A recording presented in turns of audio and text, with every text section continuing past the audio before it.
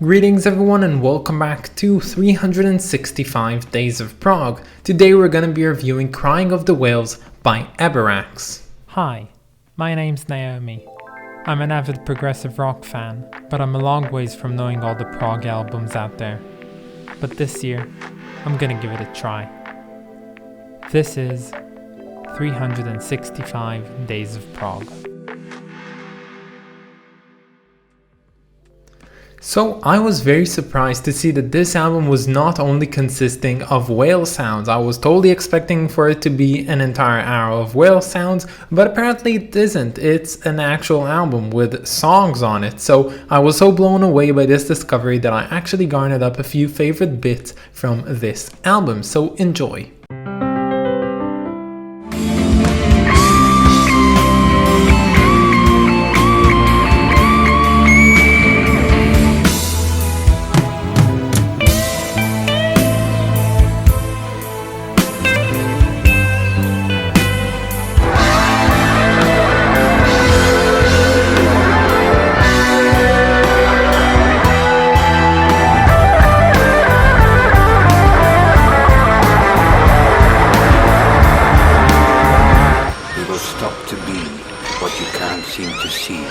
And changes will be made. It can't be so hard to understand. Without the whale, there'll be no man. So Abarax are basically just another band which are actually called Taste of Timeless, which decided to reform as a new group because they wanted to explore a more Pink Floydian sound, and they added their friend Andre Blout, I think that's what he's called, and they formed this group called Abarax. Now they formed in 2003, but it actually took them 2 whole years until they came up with a concept for their first debut album. And because they're German and they don't have enough issues to deal with already, they decided to focus this one on the environment and specifically on the problem of whale slaughter. And while Yes has made their own approach to this kind of problem in the 80s with Don't Kill the Whale, which is a perfect song by the way, but not entirely what you'd expect off of Yes, they decided, at least Abarax decided, to take a whole different approach and a more Pink Floydian approach to their music and the way that they make this concept album. And specifically when listening to this album, the first album that pops into mind is Wish You Were Here, and this almost feels like it's some sort of a tribute album to that one. And this album isn't like New World by Dave Kersner when people say and he says, oh yes, I was very influenced by Pink Floyd. No, to me at least, I actually felt the Floydian sound in here right from the get-go. Like, I did not even start researching about this album, and already when the first notes came in,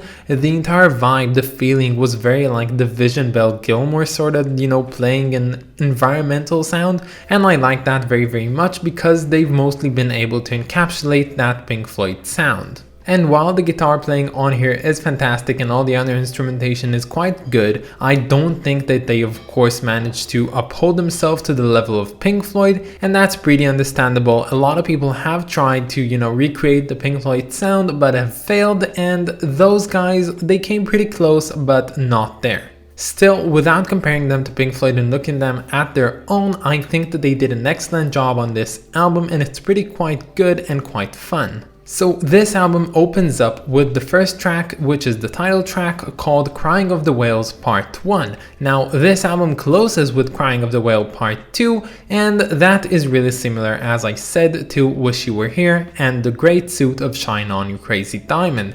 Now this song was overall pretty great, but one thing and one major flaw that I found with it, although it wasn't present throughout most of it, but at some point, was the harmonies. So the thing is, there's a lot of bands who like using harmonies within their own voices, using different band members or using overlaid tracks of themselves to create harmonies.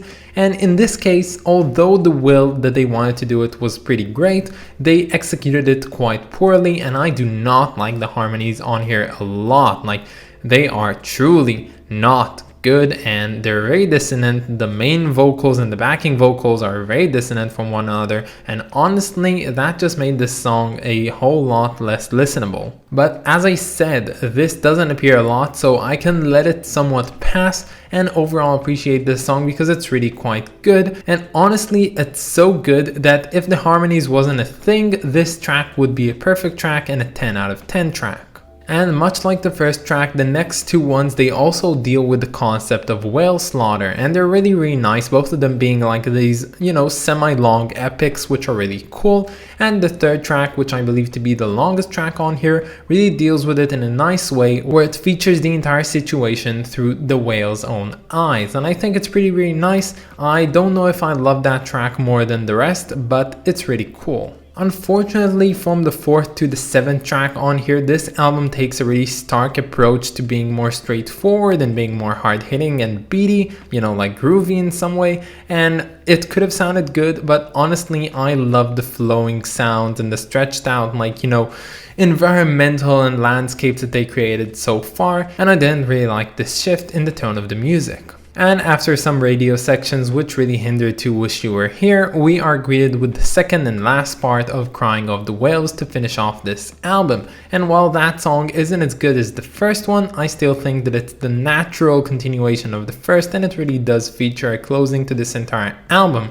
Now, oddly enough, that's the same criticism I have towards Shine On You Crazy Diamond. I love the first part of it, I think it's amazing, and the second part is, slightly less than perfect. And then this album ever so shamelessly ends off with The Pings, which are well known from Echoes. Now honestly, I don't get this choice at all. It's nice that you had this nod at the end, but it doesn't really fit in the entire context of the album. It's not expected, it didn't open up this album or this song, so it's not like there's any reasoning why you should put it there. But I guess when all is included, the guitar playing, the overall composition, the lovely melodies on here, it really is a nice homage to Pink Floyd, and that's heartwarming and I like it quite a bit. So this album might not be perfect, but it is pretty cool in its idea.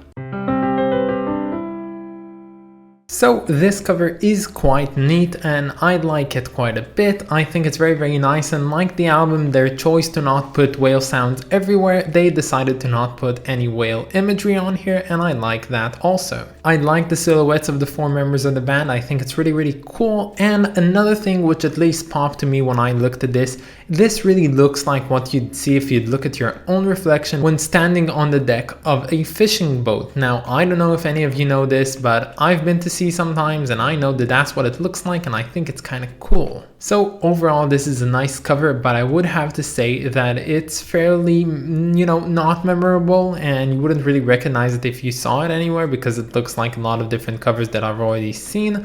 But as a whole, I think it served the purpose for this album. So yes, there is not a lot to elaborate about this album anymore, but I will have to say that when it comes to the rating of this album, this one gets a 7 out of 10. But that's about it, guys. I hope that you enjoyed this video, and stay tuned for tomorrow because we're going to be listening to Bundles by The Soft Machine. But that is all, guys. Have a wonderful day and I'll catch you all tomorrow. Bye, guys.